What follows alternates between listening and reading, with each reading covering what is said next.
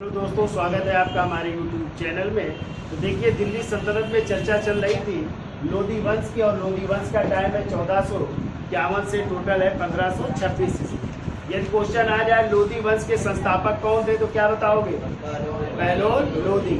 यदि आ जाए लोधी वंश का मूल निवास स्थान कहाँ था तो क्या बताओगे? अफगानिस्तान की हेलमंद नदी घाटी। किस कबीले से थे? साउखेल के गिलजाई कबीले से संबंधित थे। ठीक है। और हमने आपको बताया था यदि आ जाए बहलोल लोधी का जन्म किस पद्धति से हुआ था तो क्या बताओगे? सिजेरियन पद्धति से हुआ था। ठीक है। फिर हमने आपको बताया था कि बहलोल लोधी अपने सरदारों को किस नाम से पुकारता था? मनसद अली या मकसद अली के नाम से पुकारता था। फिर हमने आपको बताया था कि बहलोल लोधी ने कौन सा एक सिक्का चलाया था? बहलोली नाम का सिक्का चलाया था, जो कब तक चलता रहा? अकबर के समय तक चलता रहा। फिर बहलोल लोधी की जो है 1489 में क्या हो गई? मृत्यु हो गई। तो उसके बाद उसका बेटा, जिसका नाम था निजाम खान, तीसरे क्रम का बेटा था, वो जो है किस नाम से? सिकंदर शाह के नाम से गद्दी पर बैठा। तो उसका टाइम है 1489 से लेकर के 1517। ठीक है।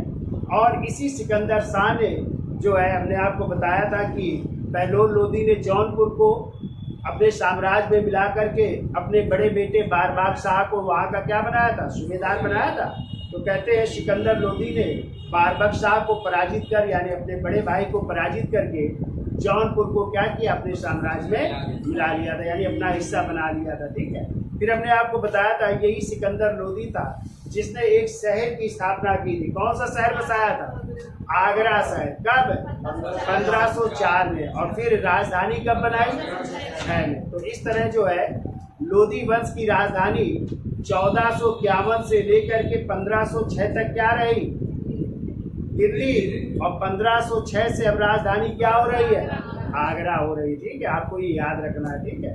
फिर हमने आपको बताया था कि सिकंदर लोधी ने जो है आक्रमण किया था नागरकोट में, और वहाँ के ज्वाला देवी मंदिर को तोड़ करके उसकी मूर्तियों को कसाई को दे दिया था। किसको? मांस तौलने के लिए। फिर हमने आपको बताया था कि उसने मुहर्रम और ताजिए पर क्या लगाया? प्रतिबंध लगाया। और जो महिलाएं थी, मुस्लिम महिलाएं थी, जो पीरों के यहाँ, फकीरों की मजारों पर जाती थी, उस पर भी इसने क्या किया? हाँ, इसने एक संगीत शास्त्र ग्रंथ की रचना की थी, लज्जते सिकंदरी। और एक इसने आयुर्वेद ग्रंथ का भी फारसी में अनुवाद करवाया था, फरहंगे सिकंदरी के नाम से। और इसने एक जो है भूमि माप की के लिए एक पैमाना शुरू किया था, जिसको कहते थे गजे सिकंदरी। और ये कितने इंच का था? 39 या 30 इंच का था। ठीक है। फिर हमने आपको बताया था कि सिकंदर लोधी जो है क्या सुनना पसंद करता था? शहनाई सुनना पसंद करता था।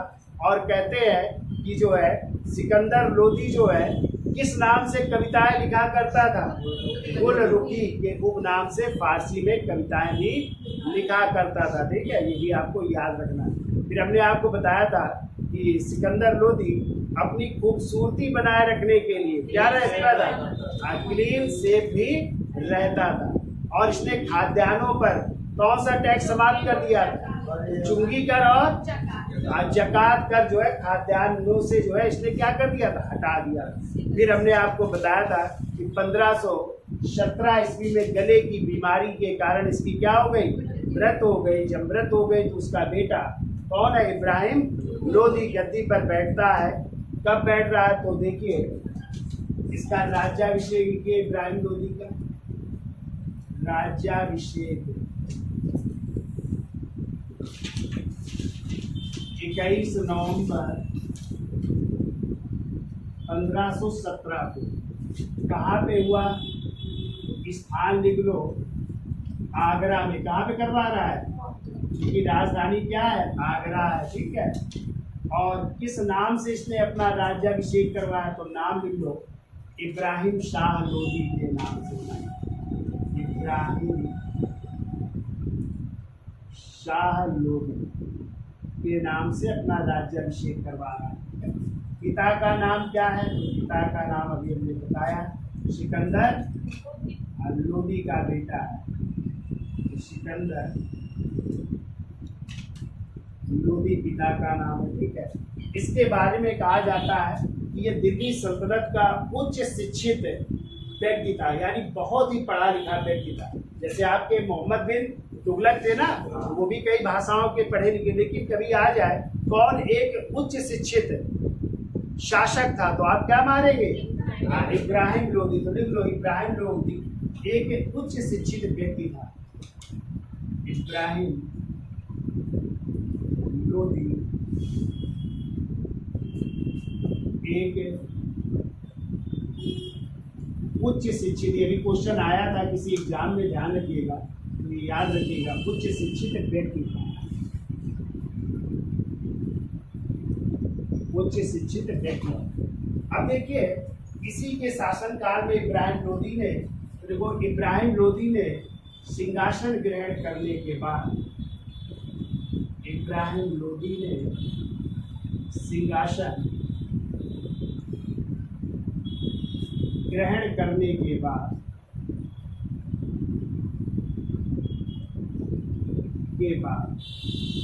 एक अपने अधिकारी, ठीक है, शेरवानी को जो है ग्वालियर विजय के लिए भेजा। और उस समय ग्वालियर के राजा थे विक्रमाजीत। कौन थे? तो विक्रमाजीत ने इनकी अधीनता स्वीकार की और बहुत अच्छे भी बाद में मित्र भी बन गए हैं। तो देखिए कि इब्राहिम लोधी ने सिंहासन ग्रहण करने के बाद आजम हुमायूं शेरवानी को, आजम हुमायूं शेरवानी को ग्वालियर अभियान के लिए भेजा, ग्वालियर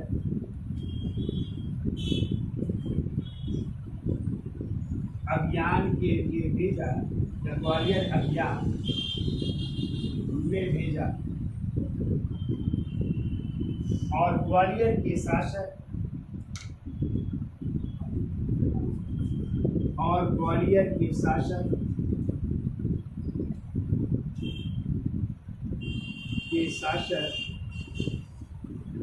विक्रमाजीत, या कहीं कहीं विक्रमादित्य भी मिलता है, या विक्रमादित्य ने उसकी अधीनता स्वीकार कर ली, उसकी अधीनता स्वीकार कर ली। और कहते हैं कि बहुत अच्छा मित्र भी बन गया है, अधीनता स्वीकार कर ली और अच्छा मित्र बन गया। अब देखिए क्वेश्चन आता है कि इब्राहिम लोधी मेवाड़ के शासक राणा सांगा से किस युद्ध में पराजित हुआ था, बहुत पूछा जाता है। तो 1517 में एक युद्ध हुआ था, घटोली का युद्ध। कौन सा?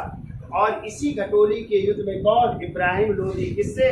मेवाड़ के शासक राणा सांगा से पराजित हुआ था। और राणा सांगा ने फिर जो है चंदेरी पर अधिकार कर लिया था। कहाँ पे?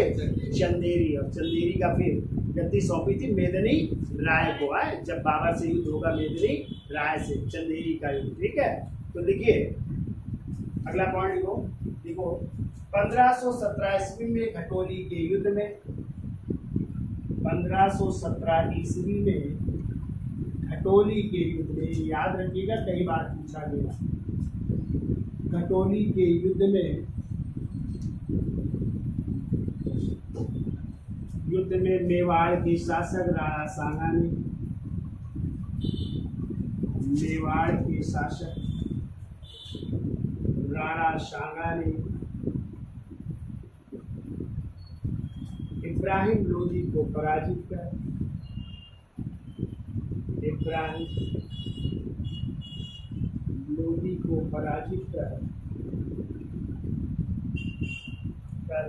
इस पर अधिकार कर लिया, चंदेरी पर पराजित कर चंदेरी का किला प्राप्त कर लिया, पराजित कर चंदेरी का किला प्राप्त कर, किला प्राप्त कर लिया।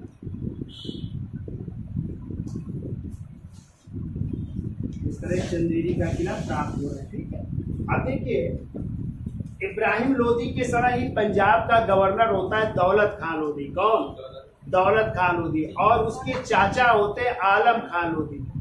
और इसी मेवाड़ के शासक राणा सांगा ने अब आमंत्रित किया तैमूर वंशी शासक बाबर को।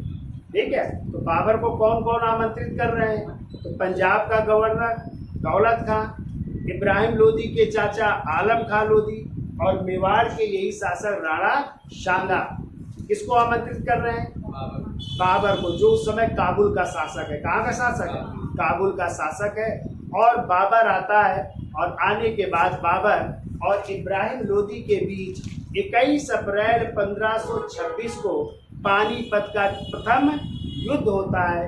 और इसी पानीपत के प्रथम युद्ध में इब्राहिम लोदी युद्ध के मैदान में मारा जाता है। और इब्राहिम लोदी के साथ ये विक्रमाजीत भी, जो उसके दोस्त भी थे, ये भी युद्ध के मैदान में मारे जाते। तो एक क्वेश्चन आता है कि दिल्ली सल्तनत का कौन एकमात्र सुल्तान है या कौन एकमात्र शासक है जो युद्ध के मैदान में मारा गया? तो आप लोग क्या बताएंगे? इब्राहिम लोदी ऐसा सुल्तान है जो युद्ध में लड़ते हुए मारा गया।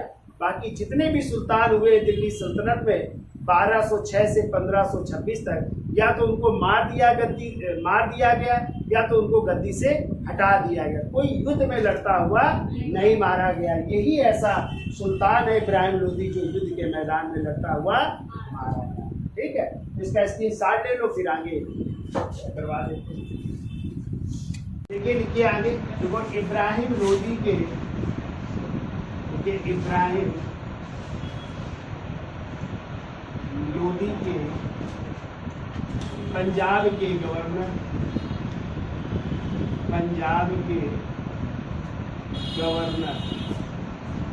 दौलत खां लोदी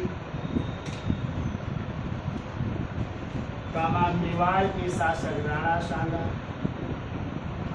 मेवाड़ के शासक राणा सांगा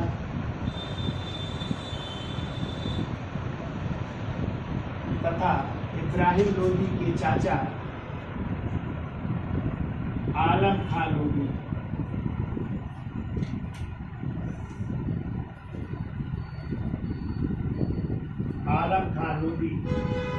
ने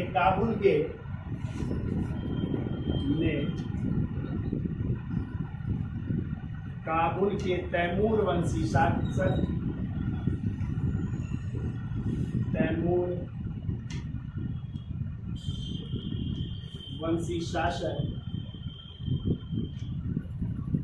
बाबर को भारत आमंत्रित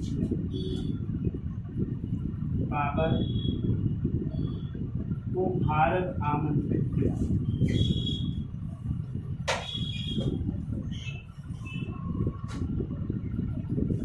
इस तरह बाबर भारत आ रहा है। ठीक है, अब देखो युद्ध हो रहा है, पानीपत का प्रथम युद्ध। देखो अगला पॉइंट, 21 अप्रैल 1526 को पानीपत के प्रथम युद्ध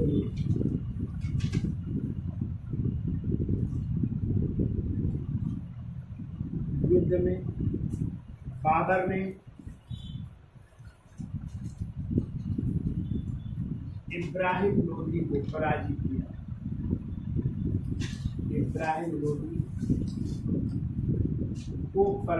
किया।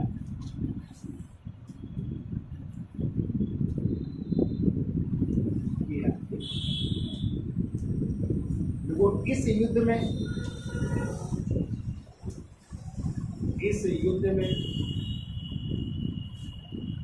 इब्राहिम लोदी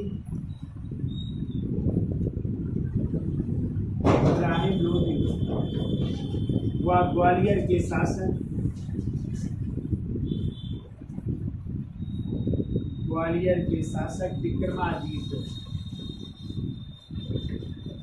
विक्रमाजीत मारे गए। यानी दोनों युद्ध स्थल पर मारे जाते हैं। ठीक है, तो इसीलिए कहते हैं कि युद्ध स्थल में मारा गया दिल्ली सल्तनत का सुल्तान कौन है? इब्राहिम लोदी है। ठीक है, और अगला पॉइंट लिखो, इब्राहिम लोदी की मृत्यु के साथ ही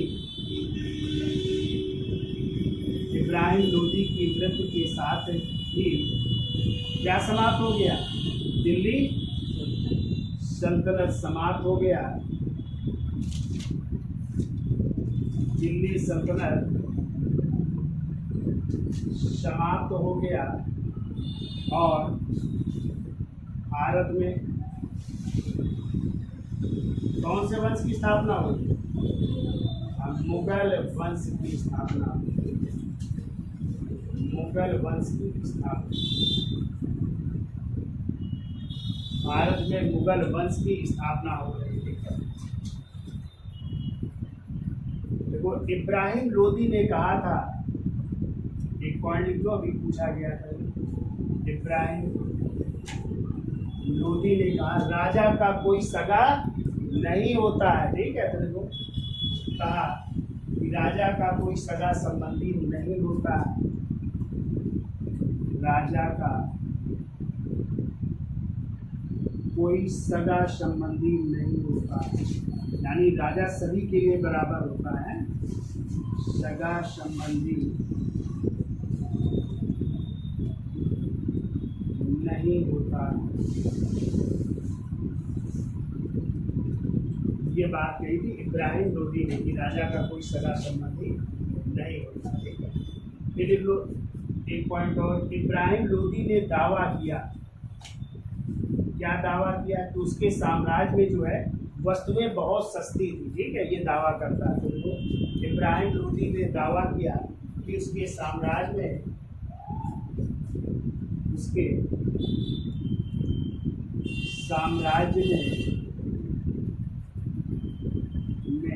वस्तुएं सस्ती थी।